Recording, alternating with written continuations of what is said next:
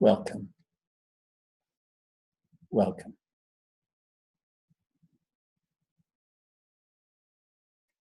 Let me start by asking, is there any questions rather than waiting for the finish? Does anybody have a question? Andrew. Yeah, I do. Can you hear me? Yeah. Yeah, you asked me last week if I might bring a question, so I've been thinking about something. It has to do with,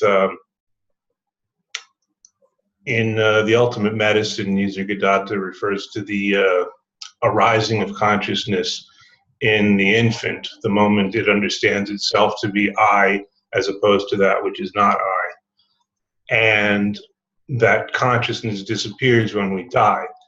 And I've been thinking about how self-realization or enlightenment does not entail a regression to the infantile state, but rather a progression through and beyond the adult state.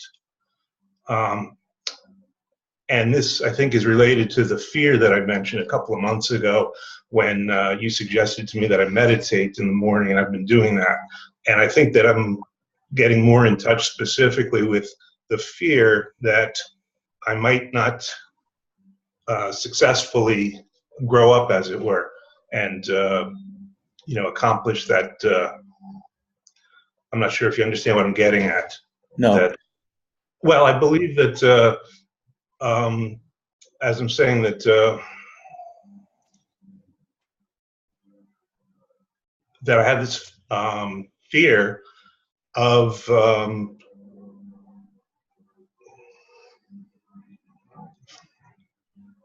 living as a mature adult, participating successfully in healthy relationships, caring for myself, and all of these things that we associate with normal adulthood, adult behavior. And like I say, this came to mind as I was considering the notion that consciousness arises in the infantile state, when the infant first understands itself to be me, I, Andrew, as opposed to that which is not I. This consciousness, as I understand it, recedes or disappears when we're in deep sleep, and disappears when we die. So I was just thinking about the implications of this, and as I say, thinking about what goes on between the moment of that arising of consciousness and that eventual ending of it. That it seems to me that there is a journey that we take, and I'm just concerned about the course of my own. And as I say, the fear that I had brought up, I don't know if you recall, a couple of months back, I mentioned loneliness and fear of the future. I guess I'm fearing specifically the kind of pain that people experience in that journey towards death. And what about that? What specifically are you fearing? Well, I guess the fact that I don't know You don't know what might happen. I think that what might happen when? Between now and the time that I die. Nobody knows what's going to happen to themselves between exactly. when Yeah. they die. Yeah, I think it's a common fear, and I think that it seems to me that a lot of people don't think much about it. They seek to distract themselves from it. It seems to me that a spiritual practice could be a distraction from it, but I'm getting more in touch with the notion that a true spiritual practice has to do with facing it and dealing with it, and doing what one can to solve these problems, and to basically grow up, as I'm saying.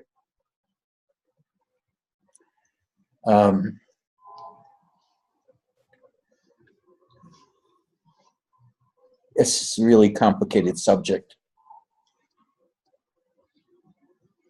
First, let's clarify what Nisargadatta said. He said, before you're born, the body is percolating inside your mother's body. And it's building up to the place where somehow, through some process, it can become aware of the external world after the body is born. Then the body is born, and the baby is born. And there is an awareness of the external world. All of a sudden, bright light, sounds. Baby doesn't know what the fuck to make of it. Doesn't know inside from outside. Doesn't know who it is, what's going on, and is comforted by the mother's milk, by being held, etc. And after a while, gets used to living in the world. But around age anywhere from 2 to 5, becomes aware of itself as a separate entity and can call itself Andrew or Ed or Brenda or anything else, Walker.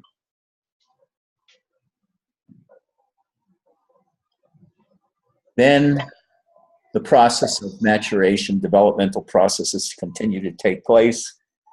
One is essentially a whole human being by the time they're maybe 30, where they're completely grown up as much as they will be psychologically at age 30. The physical body is completely grown up at age 25. And in a sense, the physical body starts deteriorating after that point, but psychologically we continue to mature a bit, especially if you get into psychotherapy. There are all kinds of developmental processes, and then there are external manifestations of what is called a healthy life, falling in love, getting married, having a family, etc., which is an accepted dream of our society. Settling down, getting married, having children, being loved, learning how to love. But here we're dealing mostly with psychology and human desires. And I guess you're saying you're afraid you'll never reach attaining some semblance of that dream of being an adult in this world, having a lifestyle that's considered healthy, of loving somebody and being loved by somebody, sharing a life together, that kind of thing. Is that it? Essentially, yes. Okay. Now, after that healthy or unhealthy life is lived, and many people never are able to love another in a relationship. They don't know how. They're afraid of it. They're afraid it's going to destroy them. They never develop the strong sense of self. And you got to recognize that what Nisargadatta and Ramana and Robert talk about as the self is different from what psychologists talk about as the self. Psychologists talk about the self as the feeling of being alive, conjoined with ideas about who you are, as well as attaining a sort of emotional maturity. By emotional maturity is the ability to recognize the humanity of a separate soul from yourself, live as if that soul were real, live in a kind of relationship where you're co-equals and you create a world together, a life together, careers together, etc. But this is also a conventional world. This is the American dream in America, German dream in Germany, a widely held dream that many people share of having a life, so to speak. Spirituality has almost nothing to do with this. Let me make this clear.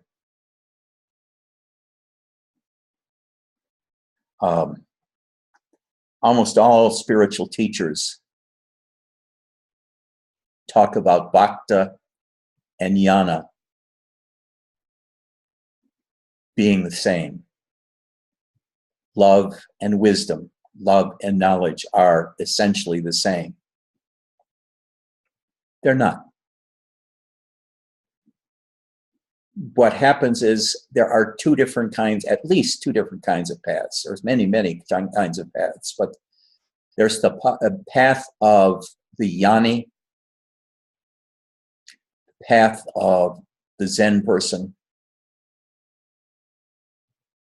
the path of Advaita, which is totally an inward path. Finding first the physical body and exploring the physical body by doing body scans and examining the body from both the inside and outside by looking at it in the mirror, maybe building muscles, changing your body, becoming an athlete, learning how to dance, all kinds of physical things you can do. And the next stage of the spiritual path is finding and exploring the energy body, the so-called subtle body, which includes the mind, which includes emotions, which includes the internal energies or the life force that we're all born with, but it takes a lifetime to find it in yourself as an aspect of yourself. Most people don't even look for it, so they never find it. You can find it by doing repeated body scans, scanning yourself from inside, by doing pranayama, by doing visualizations of kundalini movements or of other chi movements within yourself. Now, some people confuse the chi or the kundalini with electricity because our bodies are everything about them, everything about consciousness related to the body is an electrical phenomenon of our nervous system and interpretation within the brain, which is also an electrical connections. Chi energy or kundalini energy is not electrical energy, it has nothing to do with it. It's very different.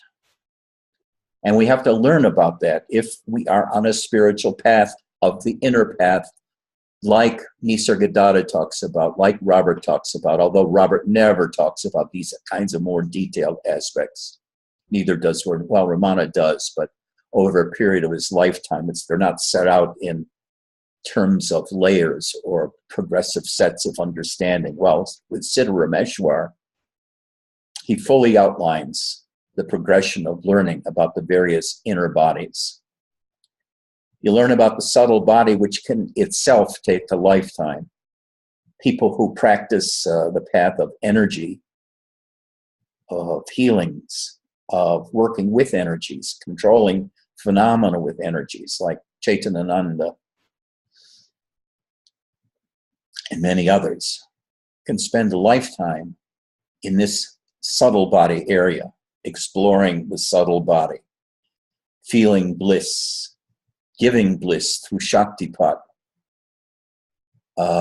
feeling the changes in the bliss over time, getting the kundalini to move from one chakra to another. And there's thousands of chakras in the body. It's not just the basic 7 chakras all over. And you can feel them. You can exploring. You can spend your whole life exploring the chakras, like yogis, some yogis do. But then there comes a point where Siddha Rameshwar talks about of being the causal body. Now, the causal body supposedly is that aspect of consciousness that is originally born, that resides in the fetus. And when it comes into the world, the external world appears within the causal body. There's no understanding in the causal body. There's no enlightenment in the causal body. There is just all of these phenomena. And the flip side of the causal body is the disappearance of all phenomena, as happens when you go to sleep. Down below that, and I don't mean below in the sense of being physically below, but more subtle, antecedent to the causal body, the physical body, and the energy body is Turiya, which is a very subtle ground state vibration, which some people identify with as the void, but it's not the void either. And then there's the witness, which watches and has examined the physical body, examined the energy body, examined and seen and experienced the causal body and the coming and going of waking consciousness, and the coming and going of sleep consciousness, and the coming and going of dream states, and the finding of that most subtle level of the self, of consciousness, Turiya. And the witness, which is beyond all of that, which witnesses the whole thing, but by the act of witnessing is outside of any phenomena whatsoever. And that you realize that you are outside, you're merely a witness of all these things that go on. And as such, neither the world nor the appearances of the world, the waking state, the sleeping state, the dream state, have anything to do with you. Even Turiya has nothing to do with you. You are beyond all of it.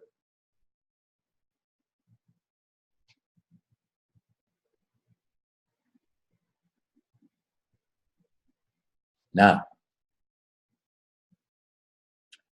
that is the inner journey of the Jnani, passing from one level of your conscious existence to another, exploring each and learning from it.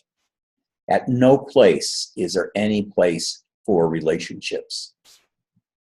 This is entirely a singular inner journey into yourself. But we'll call that jnana, knowledge. What about after you complete the knowledge trip, like a Nisargadatta? What then? Siddharameshwar says, then there is love. At this point, you realize that you've totally known who you are. You totally realize that there's no truth outside of yourself, but you go back into the world as if it were real and engage with other people in a give and take relationship, in a love relationship. This path, the path of the bhakti, is relational as opposed to solipsistic. Now, when you completed the jnana trip, so to speak, there's that old saying, studying the way is studying the self. Studying the self is a progressive disappearance of the self. You study the body and you know it, and you don't pay that much attention to it anymore. You study the inner bliss, the various aspects of the subtle body, the energies, the flow patterns of energies, thoughts. You watch the thoughts. You see that you're separate from the thoughts. You reside in your heart, and the thoughts become sort of just a noise up here. You don't pay much attention to it. Go through the causal body, the emptiness. You go through even Turiya, the most subtle state, which is total peace. And you see you're the witness. You're totally separate from all of that. But after you're separate from all that, you come back and worship the external world. And in a sense, you forget about yourself altogether, and you can love then with a kind of blinding total surrender, total giving of yourself to another as a real person, as an entity that you submit to, you bow to, you worship, and show that person love. You can do that with a cat too, with a dog, with a tree. But the ultimate worship is of God, but you found out through doing introversion that even God is an experience inside of yourself. But what happens is these external love relationships light up those bodies that you traveled through, explored, and have forgotten by being in relationship with somebody outside. Those bodies which you explored inwardly in yourself light up, become filled with love, explode in love.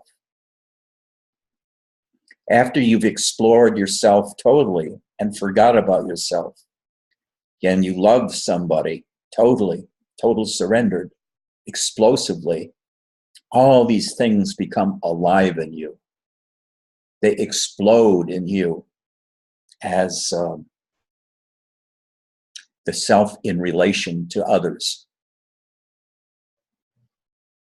Like they exploded in me as light, energy, feeling of surrender and of tremendous energy and light within, exploding upwards and blowing me away, so to speak, and recognizing that is God. God, at first when explored, was understood to be a concept, and now because of loving another, that transforms into realizing oneself as God and aspects of yourself as divine. Another kind of love relationship with a different person, a different entity, can reveal different aspects of what you previously explored in yourself, especially the sexual one, where your body lights up because of sexuality. You can feel your body becoming totally alive, totally in pleasure, total devotion. And also the aspect of the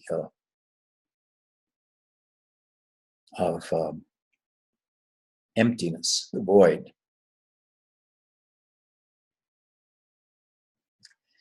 You can, when you love somebody very close to you, who is very quiet, who is very deep themselves, you can flow into and become the void and stay there in identification with that person in the void, in total nothingness, and yet total love, and a very subtle kind of love in that nothingness. And you can become nothing, they become nothing, and you're unified in that nothing, and you share that nothingness and that love in a very subtle way.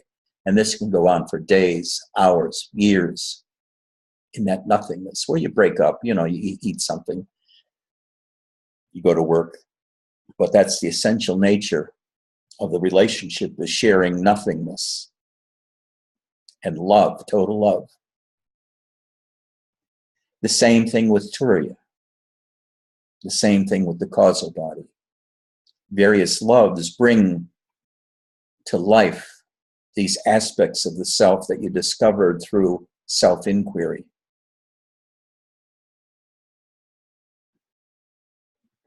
Now, that's from a spiritual point of view. But Andrew, you're asking from the dream point of view of most people alive, of having a career, having a family, etc., correct? Yes, I think so. So that falls outside of what I've been teaching. What I've been teaching, that Siddharameshwar, Nisargadatta model, doesn't take that into account. It's totally either self-oriented or other-oriented, And normal human relationships aren't even investigated in that. For that, what you have to do is get into psychotherapy, get into psychology, where you work with a therapist like I did for 8 years, 9 years. My therapist's name was Eric, and Eric was the most brilliant, sensitive person I ever knew, who walked with me week after week, twice a week, for 7 or 8 years, exploring everything inside of myself. Every energy, every persevering thought stream about anything. If there was some sort of obsession going on in me about anything or anyone or myself, we explored it in detail by talking about it. Any need for a relationship, we explored it. Anytime I got into a relationship and various feelings, various activities came up, Eric and I explored it. Step by step, we walked together, sort of showing me on a day-to-day basis what it's like to be a human being. This is not what you're going to find in spirituality. What I teach, you can use some of that to enhance your life as a human. You can use introspection to find out your emotions.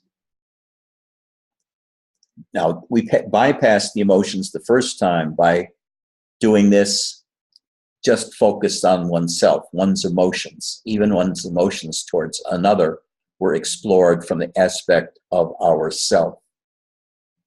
So we bypassed relational problems in that original exploration into ourselves in the subtle body level.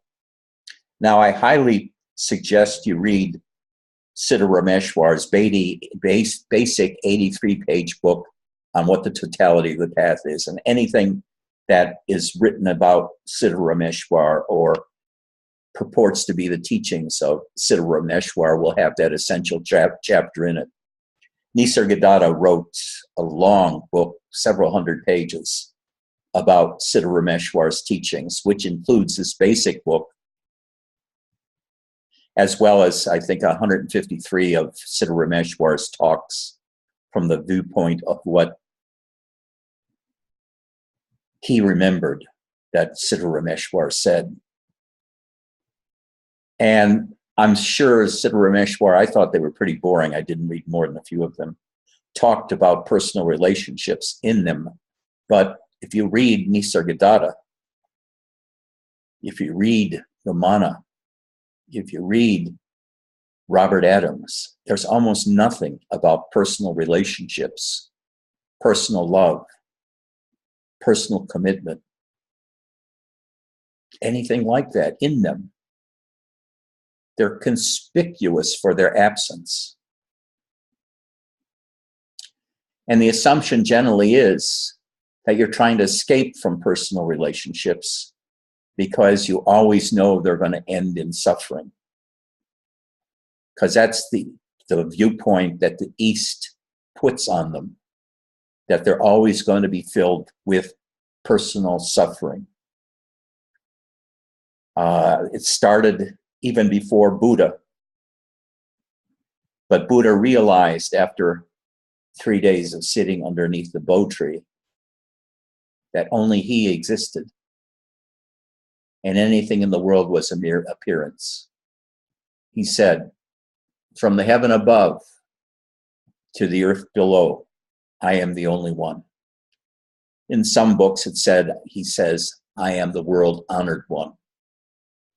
It means the same, basically. There's only me. There's only me perceiving the world or perceiving myself. He had already given up all relationships prior to that. He had left his wife, he had left his parents, he had left his kingdom. And he gave up all of humanity in order to find a way out of the suffering of humanity. So Buddhism is a way out of relationships. Siddha Rameshwar, Nisargadatta, Robert Adams, Ramana are all a way out of relationships. They're choosing to ignore relationships and instead tell you about the absolute, tell you about the bliss body, tell you about self-realization, tell you about realization of the absolute, but there's nothing there about loving another person, except don't do it.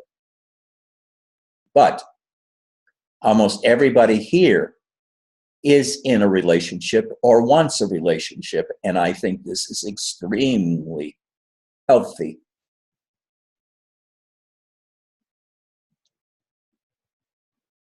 So,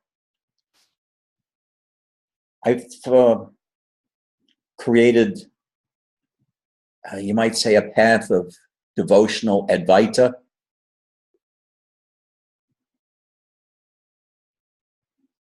Which is to use the understanding of the self revealed through Advaita, revealed through Zen, and coupled it with a desire to be with another human being in a society, in a healthy way, so to speak. And one thing I found is that it's very difficult to mix the two because they're at odds. Now, I did find that after mastering totally the jhana way of having an experience of realization of the self, like with Robert Adams, the shower experience that I am emptiness and there is no inner self, there is no soul. And then later on that all the states of consciousness just come to me as the witness. But that was followed 15 years later by first integrating all of that stuff and then falling in love like I had never fallen in love before. Not because I chose somebody, but somebody chose me. And I surrendered to that relationship. And in that, various levels of myself opened up and released themselves like kind of magic. An explosion of the manifest self, the life force within me. And I recognized the life force as my own, but also as something entirely separate. The life force is separate from consciousness. The life force is separate from the merely physical body. And as such, I call it divine because it's not me, it's not the body.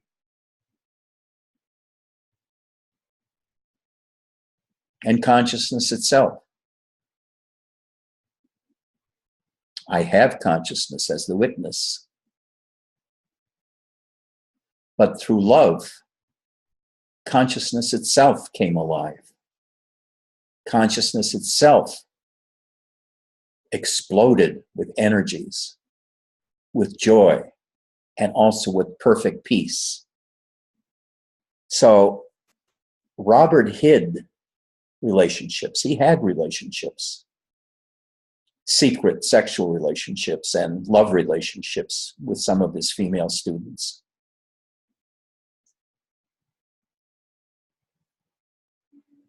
A lot of gurus do this.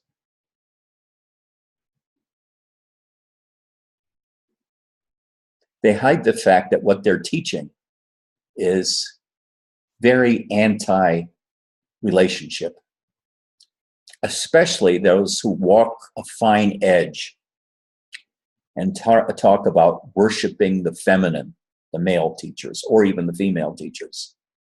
Worshiping the feminine as an ideal. They talk about the fiery spirit of the goddess Kali, the fierce energy, the overturner of convention. And they talk about the passion of the subtle body, awakening the subtle body energies, awakening the energies within. worshiping Kali, mother worship, worship, worship, worship, worshiping the divine, worshiping the woman or the feminine in everything. These people are walking on the border of, what would I call it? Dealing directly with being in a human relationship, and instead indirectly being with some sort of idealized goddess relationship.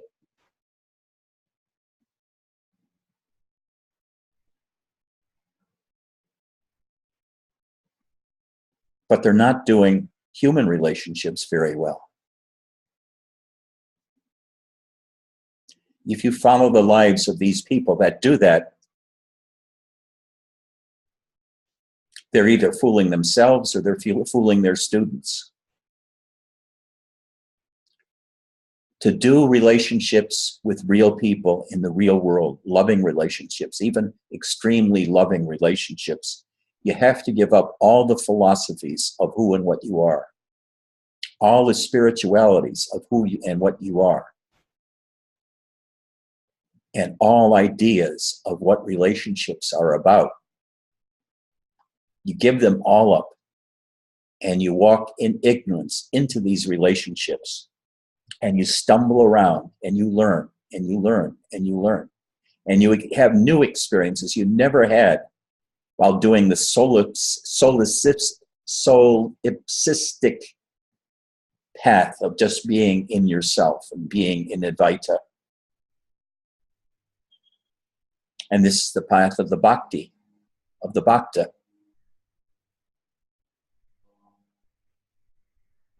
Now, it's nearly impossible to walk both paths at once. The bhakta path, the path of human relationships and of love relationships and of entanglements, is very, very messy. If you watch the movie The Three Gurus with, I forget, Andrew Cohen, moderating between Swami Chaitananda, Shankarananda, and Brother Charles, you gain something like the experience of over 100 years of spirituality in those four men when they talk about how difficult it is to walk as an adult, having been through the spiritual and been through the personal relationship at the same time, and how difficult it is, even for them, and especially for them, as they are considered teachers and people look up to them for answers about everything, almost from finance to love, to God, to bliss. Chaitananda, for example, captures students with energies. He doesn't talk much. For example, he'll call up a person and talk to them for 5 or 10 minutes about what's going on in his life. And they'll hang up feeling totally satisfied and totally loved because of the energy bond between them. I find this pretty pathetic. To be satisfied with a relationship that lasts 5 or 10 minutes, a couple of times a week or daily even, and find that your most fulfilling relationship and not being able to do human relationships.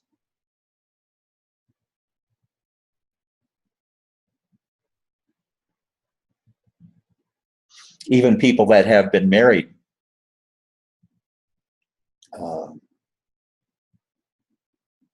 for many years, supposedly happily or not, they get into spirituality, they lose that marriage because of relationships that the student is having with the teacher,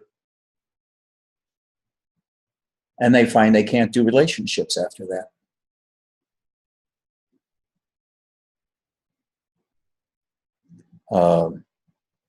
It happened with Lila, where we were talking together a lot, and she used the relationship with me to get out of her marriage, which she hated. But she couldn't do it because she had 8 kids at various ages. And she used her relationship with me as a stable relationship to get out of a hated relationship. The same thing with Janet. Janet used the relationship with me to get out of a relationship with her husband, which she also didn't find satisfying. Janet is a very restless soul. And she hasn't been in a personal relationship since then for 5, 6, 7 years. Because now they want something different. They want the American dream, having it all in one person. They want to find a man that is also deeply spiritual and have a committed relationship. Want this, they want that, and the wants go on endlessly, and they can't find it. So they hook into another group where they have a distant relationship, like with Janet. Chaitananda calls her 5 or 10 minutes a day, and she's satisfied with that. And that's been going on for 4 years.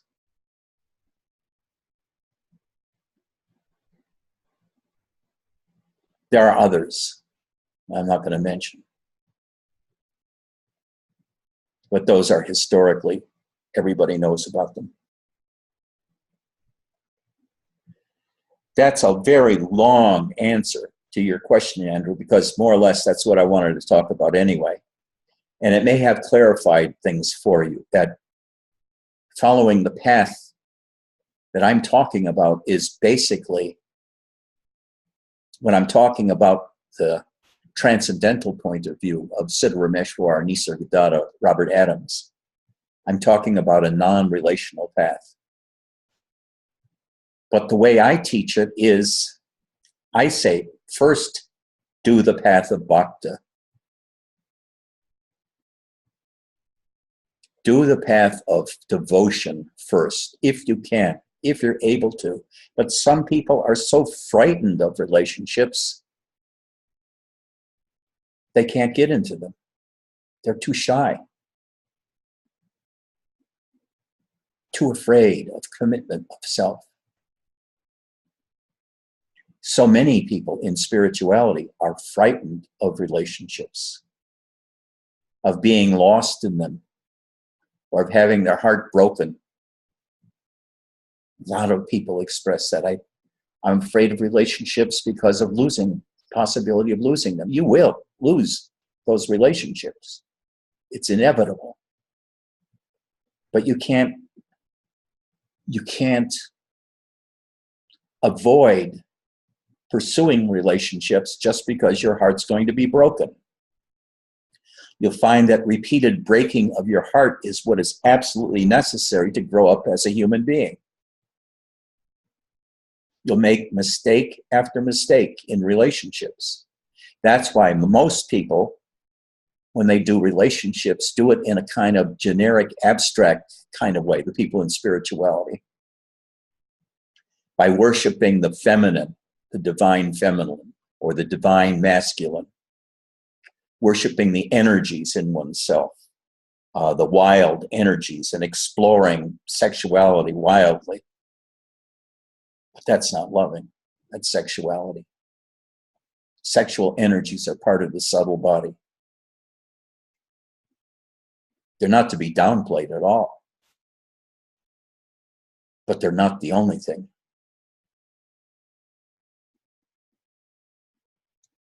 Sexual energies felt and expressed without love are kind of meaningless.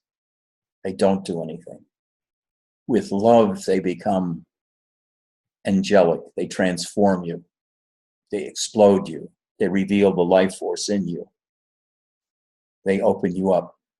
You realize God through them.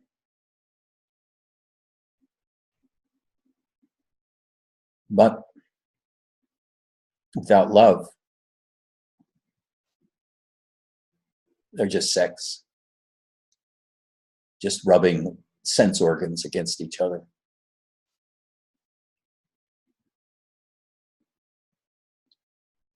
Sex without love is absolutely meaningless and does not help in any way, either spiritually or in physically. It's just a release.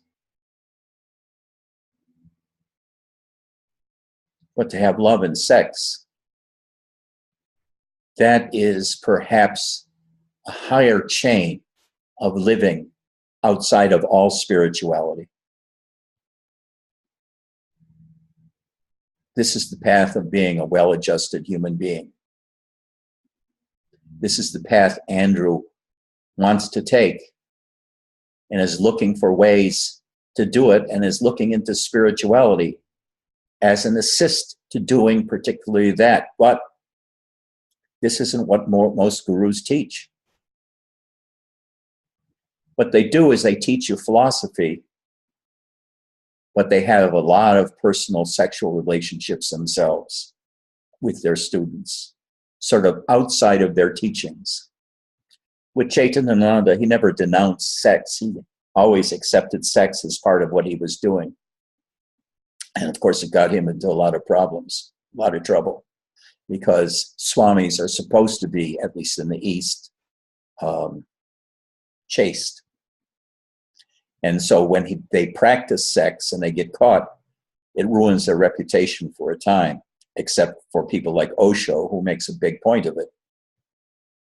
And it became a big selling point in the West, where, yes, you can have spirituality and have sex too.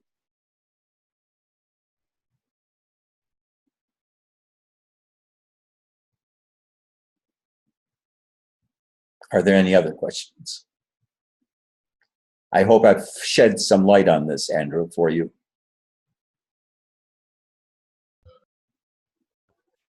Yeah, if I may, yeah, that's been very helpful. There was one other point that also I think is related. You mentioned some time back that there were a few of Robert's students who had killed themselves. Yes. And this is a topic that's also been of a concern to me for a long time.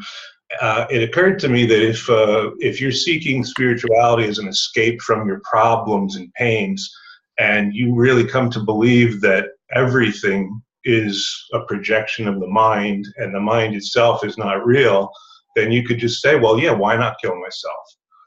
What have I got to lose? Well, yeah, that's one of the things that Robert talked about is, but it's really different from that. It's what the people that kill themselves. You can turn your mic off now. The people that kill themselves in Robert's group did so because it's very solipsistic. There are no others. There's only you.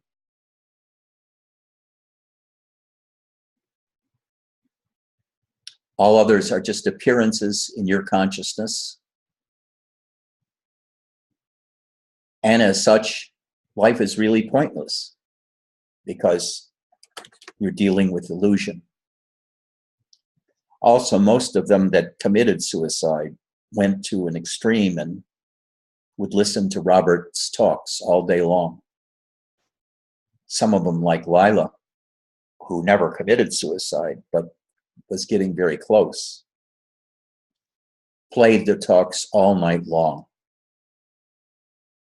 All that she heard was Robert's talks, combined with chanting. And chanting brings out your heart. It brings out your loneliness. And there was a dichotomy created in her, the intensity of her loneliness and the intensity of her love which was at the same time listening to Robert saying none of these are important. So part of her was cutting off from all of this. At the same time, another part of it was growing.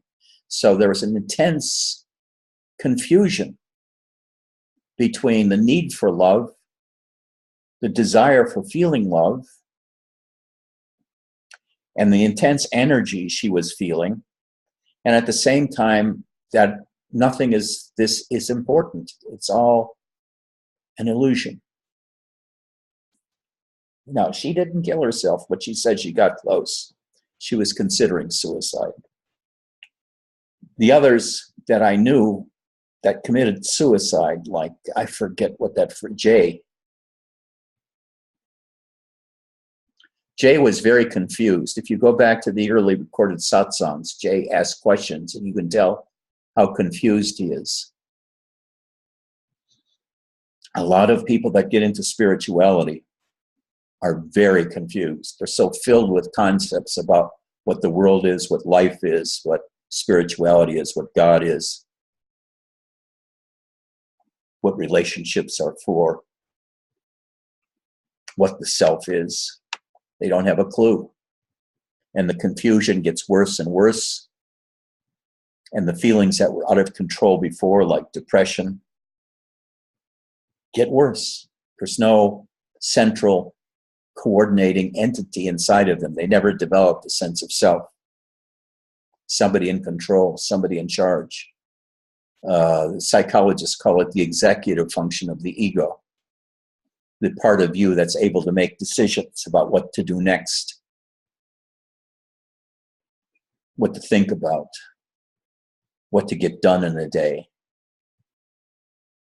The one that decides that this is the person I want to marry. This is the one that decides which puppy you take home from the shelter. This is the one that decides what clothes you buy. This is the one that watches Facebook all day long and makes up their mind about what the world is all about by looking at Facebook ads and posts. Jay and these other people have no strong executive function. They have no center of gravity either. They haven't learned how to live in their heart, and they're still wrapped in their mind, the executive function, or trying to get an executive function. And because you lack it, they feel confused. All these ideas are spinning around, and there's nobody being able to integrate them. And that confusion, as well as out of control emotions, cause the conditions to be made right to kill themselves rather than suffer anymore.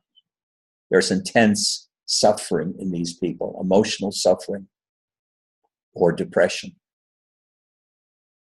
So they kill themselves because they can't take it, either the loneliness anymore, the out of control confusion anymore, or the whirling emotions from fear to anger to anxiety, and more fear and more anxiety and more deadness. That's the worst of all. Some people feel dead. So they say, why be here with this deadness? So people commit suicide for various reasons. And following Robert's way definitely can lead to suicide, because you're adopting a philosophy that the essential point is nothing is real.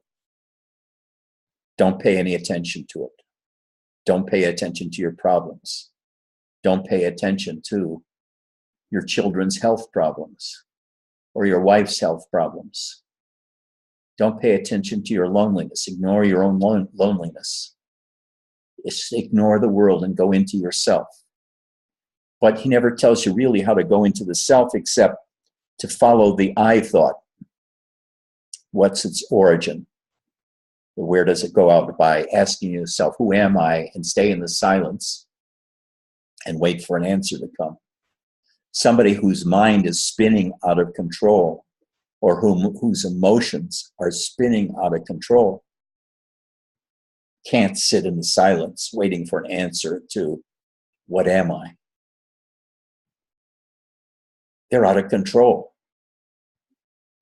They need something that's equivalent to a slap in the face, something to energize them rather than to leave them in that confusion. And Robert's teachings don't give anybody that kind of sense of dealing with the emotions inside of oneself and one's mind inside of oneself.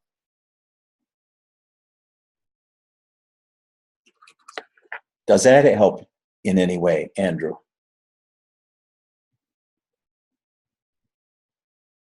So I'm saying you can use spirituality to explore emotions in yourself.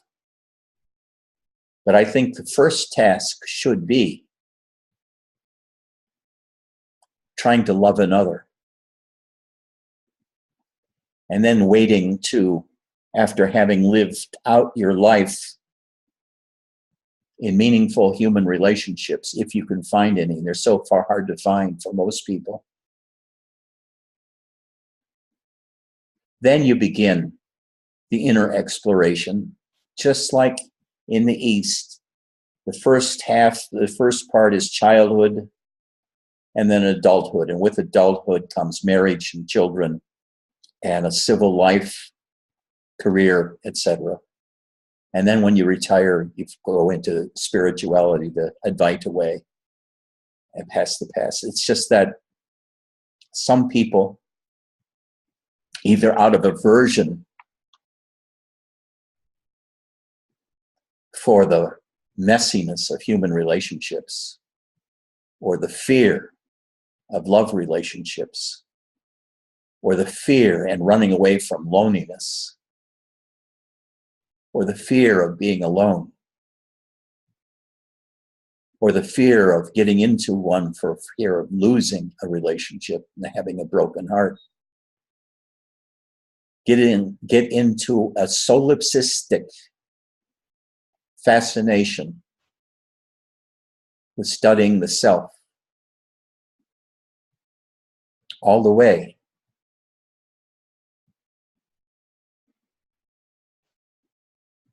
That they lose that connection with the external world. But normal, let's say the normal population of humans, vast majority, just get caught by the illusion of society and of their own family to believe that the only way to live is to get into relationships, fall in love, have babies, have a career, and then wait to die.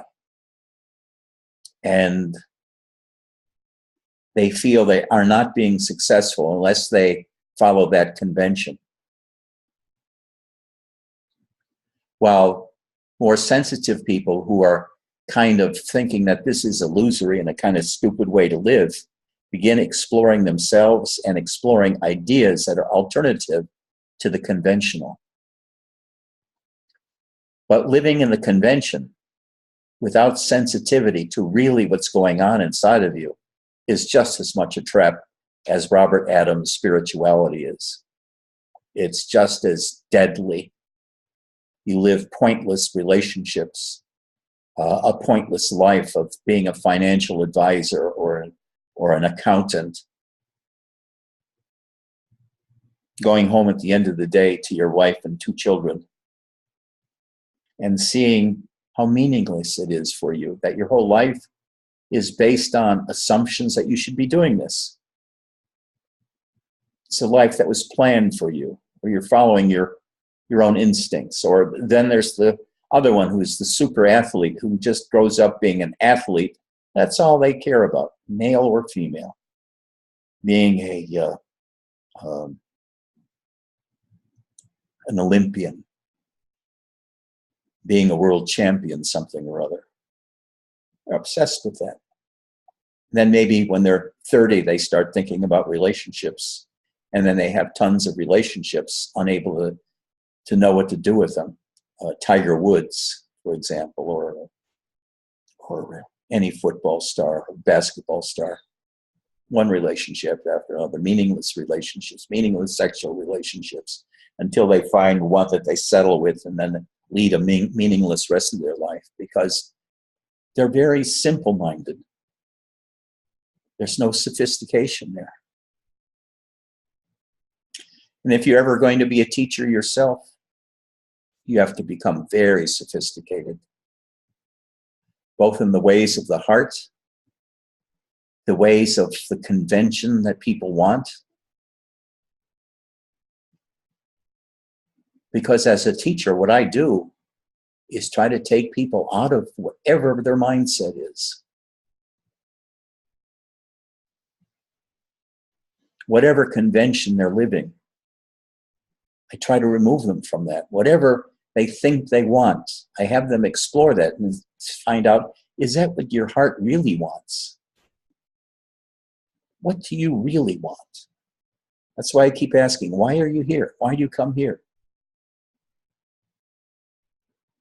Certainly not to learn how to laugh and play.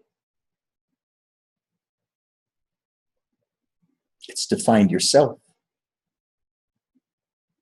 And what kind of self? What aspect of self? What layer of self do you want to find? Do you want to find love? Well, you're not going to find that here. You may find out that you need love more than you thought you did coming here.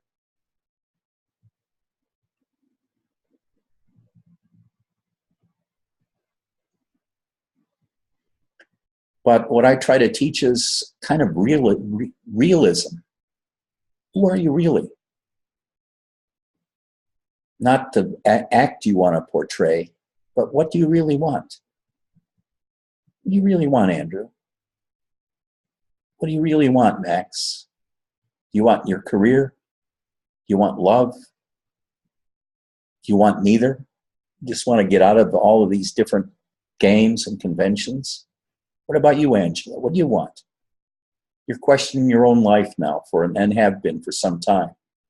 What is it what you want? What is it you really want? Why are you here? What are you looking for in spirituality? Are you looking for understanding of yourself on a human level? Well, that you go to a psychologist to find out about.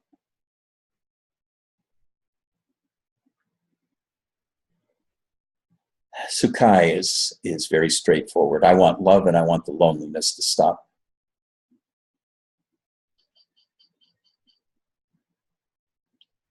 But I don't know what Sukai means by love, and I don't know. I guess it sounds like a female name. I'm not sure. And what is the loneliness about? How does she feel it? Has she ever done a relationship successfully? Has she ever been married? Does she have children? Or is she so frightened of relationships, of being destroyed, having her heart broken over and over again, that she's lonely because she can't get into relationships? Sukai says yes, but I don't know what's the yes to. Yes to what? Angela, what do you want?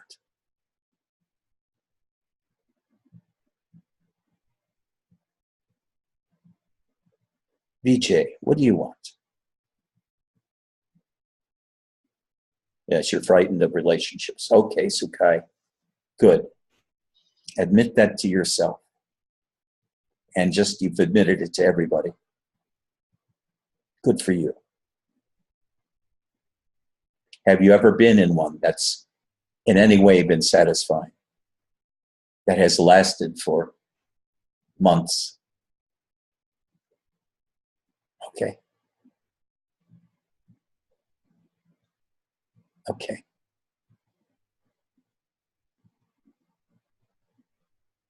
I hope everybody can feel that in Sukai, because you probably felt there yourself at some point, maybe even now.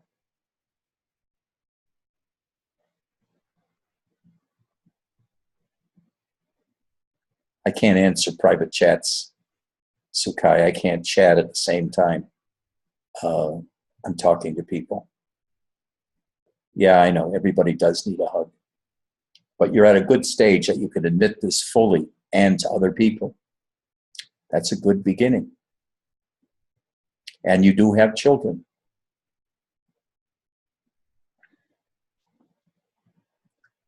But I can't give personal advice to you now because we'd have to explore that together. You'd have to talk to me at some length about what's going on. And we can explore it like I would with anybody who was in psychotherapy with me, which I did for many years.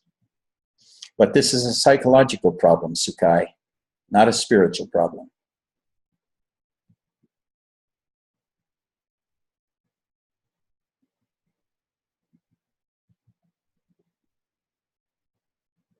BJ, what do you want? I know you want that inner transformation. But what kind of transformation? What do you want to know? What do you want to feel? Have you any idea? Or do you read books about people that have had awakening states and you say that without knowing what that is, except in other people? In things you've read, Ramana or Nisargadatta, and say, I want that, but not knowing what that is. Can you feel what you want? Can you express a desire of what you want?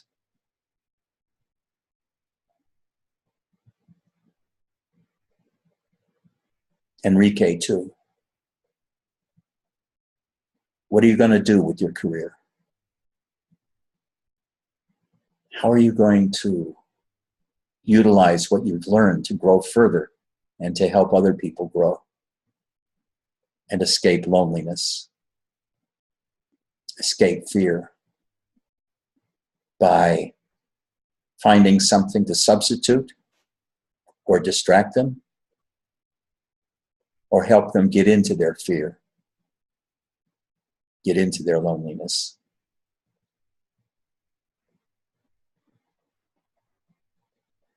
I'm asking that of all of you. Walker, what do you want? Besides better eyesight. Angela, I keep asking you, what do you want? You don't have to say anything here. But I'm asking you, what do you want? What do you want? Now, with some people, I ask that question, and they say to me, I want everything. I want the void. I want the energies. I want love.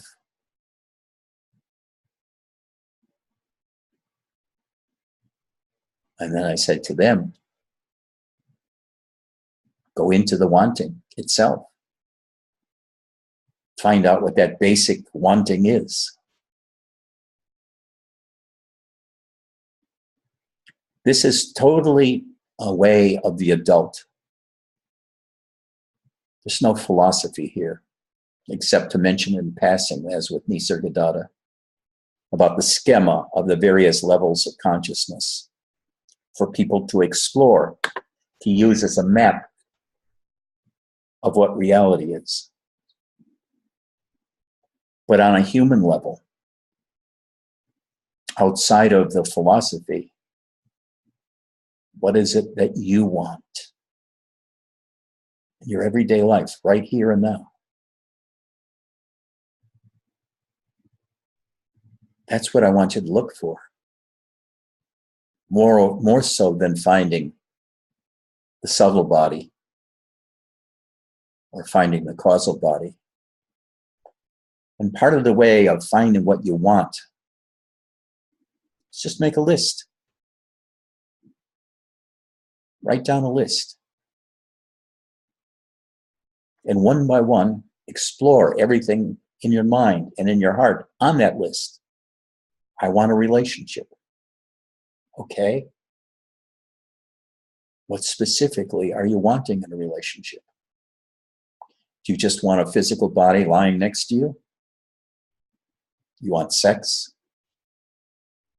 Or do you want to be loved by that person? And it doesn't matter whether you love that person or not, as long as you feel loved from that person. Or do you want to be able to love that person And it doesn't really matter so much whether it's requited. Some people are quite content with unrequited love, just having somebody to love. And whether they love back or not isn't that important. And then there are people that want what's considered a normal relationship where two people love each other, but that love usually is a rather superficial kind for most people.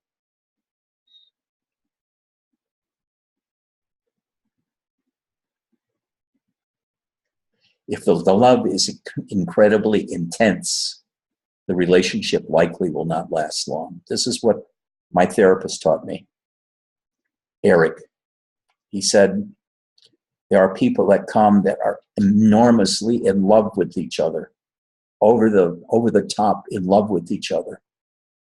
But there's such intensity that the relationship keeps breaking up over and over again. Sometimes they get back together and they break up again. Sometimes they get together and they break up again. That's what happened with Janet. She said our relationship was too intense for her. The feelings were too intense. And she ran away. She broke it off at least 70 times in a 3-year period.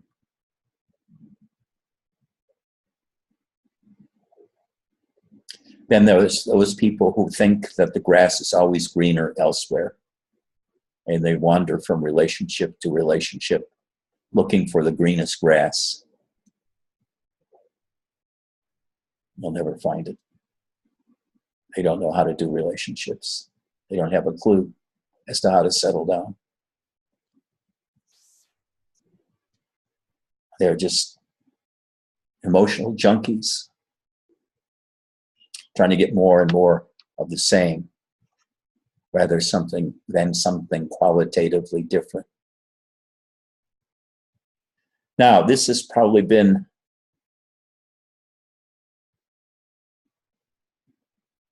the talk that is focused more than anything on what most people want, rather than the philosophy of spirituality that Nisargadatta talks about, finding the absolute in order to escape life altogether. Or Robert Adams, who talk about the glory of you as being Brahman, which is the same thing as saying you identify with consciousness itself. But consciousness itself is mortal. It dies with the body. Unless you believe in the soul, then you're a Christian or something like it. Or you're a Hindu believing in rebirth. Buddhists don't believe in rebirth. Advaitas don't really believe in rebirth. Nisargadatta certainly didn't believe in it. He says it's an illusion. But everybody seems to have illusions, and they don't want to get rid of their illusions. And I try to take their illusions away from them to just see things what they really want. That's why I'm so popular. That's why I have so many followers. Because I take things away from you and give you nothing to hold on to except your own self.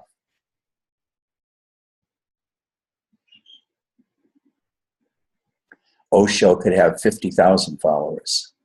And Muktananda just yucked it up all the time, laughing, telling jokes about Nasruddin, and joking and happy, and hitting people with a peacock feather, and playing nice chanting music, and having sex with dozens of his female students, young as 12 or 13 years old, and piling up $30,000 a night from donations during one of his retreats.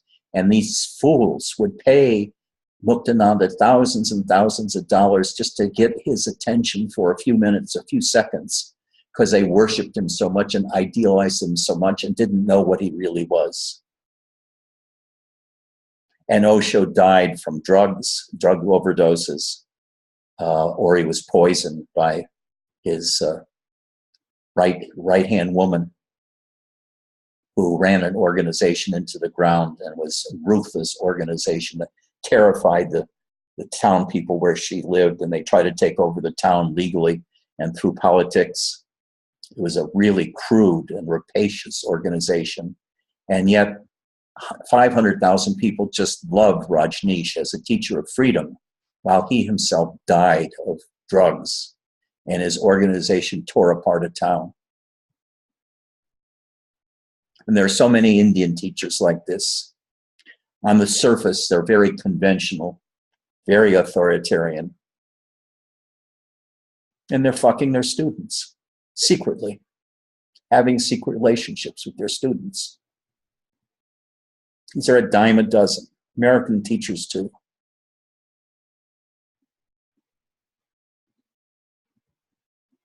The spiritual marketplace is utterly corrupt, utterly worthless. And you have to be ruthless in yourself. And I don't mean that. I mean, you have to be very honest with yourself as to what you want and where you're going. I could say almost ruthlessly honest, but that's too hard. That puts too much of a burden on you. You're always struggling to find the truth, and it becomes an obsession. You become obsessive compulsive about truth or authenticity. So it's never good to put on that hat either. Be gentle with yourselves. Seek the truth of who you are, where you are. And then, after 50 years of looking around, you'll probably really know who you are and what you are.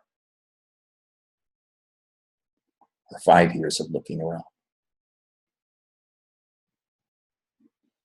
But most people can spend their whole lifetime, because they get fooled by various philosophies and various teachers and various conventions, into living a life offered to them by another's voice, what they say they offer. And until you know who and what you are, you'll be trapped by these illusions that they give you. You'll be trapped by Roberts talking about Brahman, and that what you are is so great, so powerful, so wonderful, when actually he's talking about nothingness and stillness and silence. And you get confused. So where's the wonder in silence? And you can commit suicide doing that. Nisargadatta talks about finding the absolute, and the world is worthless, a trap. It's useless. The I am, the sense of self, is worthless. Don't be fooled. Know yourself. Maybe even in a way like Plato talks about. Make it your everyday, wake up in the morning and say, I'm not going to be fooled. I'm not even going to follow my own mind. I'm going to question whatever comes up and say, is that really me? Or is that something I learned, that I heard from another? For example, awakening or enlightenment. Is that a thing? What is it? Why do I say I want to be awakened or enlightened? What does that mean? Have you any idea? You read the stories of Robert's awakening when he was 13 or 14 years old in a math class, and how he exploded in light, and the light reached the ends of the universe, absorbed all the planets and the atoms and so forth. What does that mean? It sounds like bullshit to me. Utter bullshit. It's an illusion, a dream he had.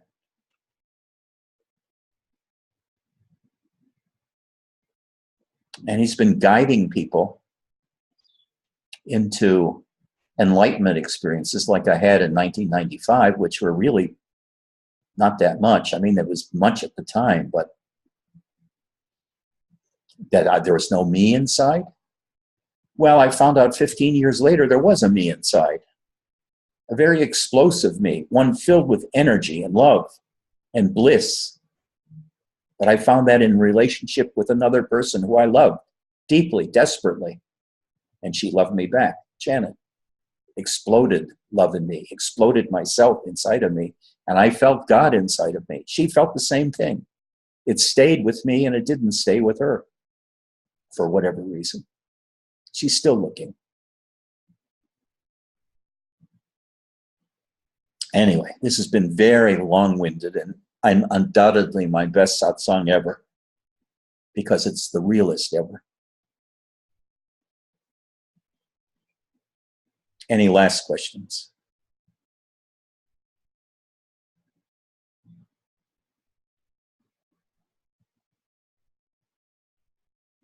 I have Good. a question. Oh, yeah. Go ahead. You were talking about sounding like sort of a pragmatic psychological approach to exploring yourself to work out your life issues. And it brought to mind sort of the spiritual ways of dealing with this, or sometimes, like Ramana says, surrender your problems to me or to God. Yep. Or the yogic practices kind of seem to disregard all that and say, do the practice and it burns out your vasanas or your bad karma. And that's kind of the way of dealing with any negative emotion or other problems. Right. Is that actually work, or is that just bypassing? It's bypassing.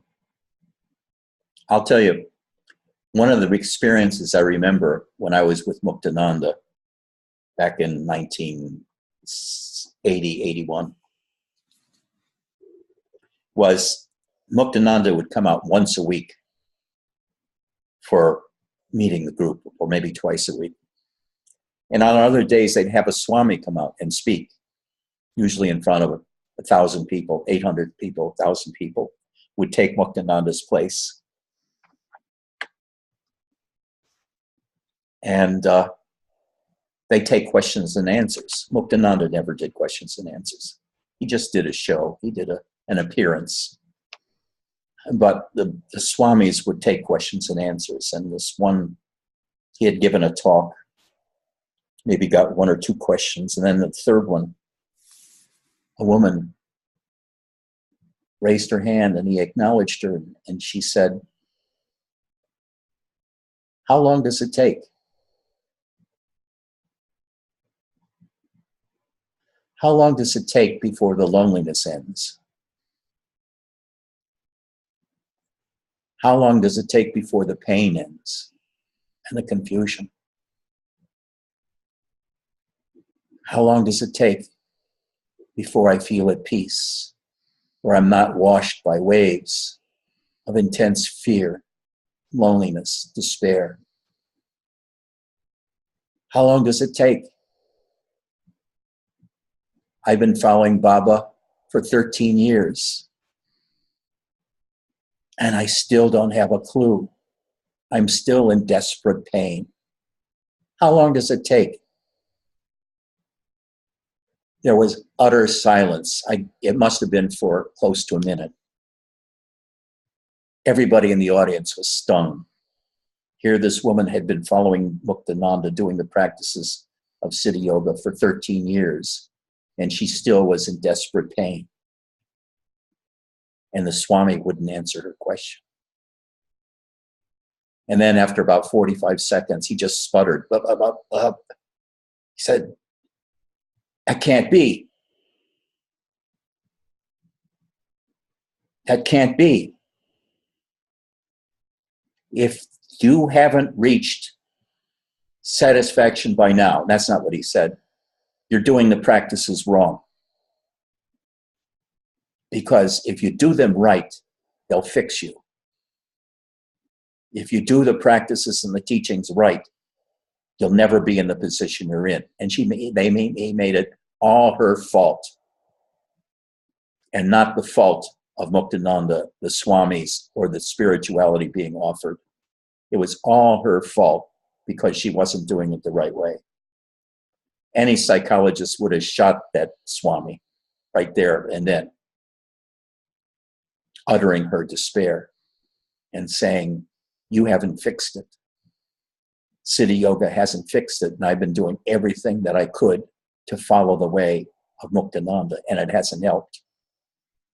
So I can say fully, appropriately, yes, Siddha Yoga, as taught by Muktananda and by Chidvilasananda, is mostly bypassing.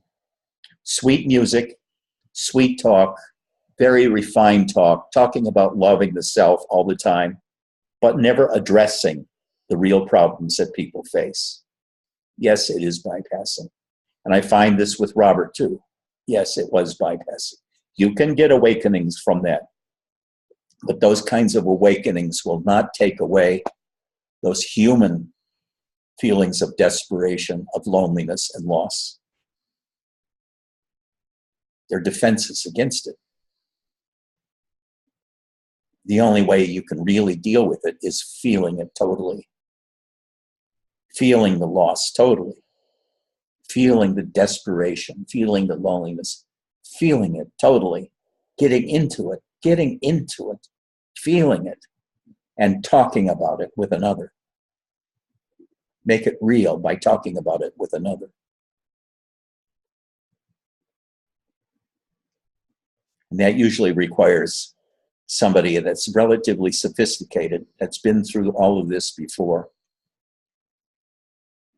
been through their own breakups and their own broken heart, and they've realized that staying in your heart and letting it be broken is the highest spiritual truth.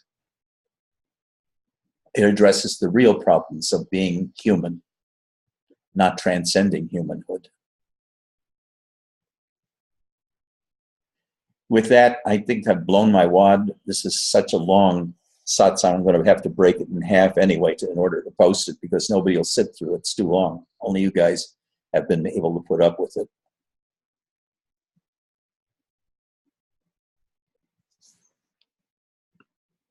Anyway, next week, more of the same. More of the same. Only come having done some introversion about what you really want. I don't know what Jay said, but I'll read about it later. Take care. I love you all. Come back next week. Bye-bye.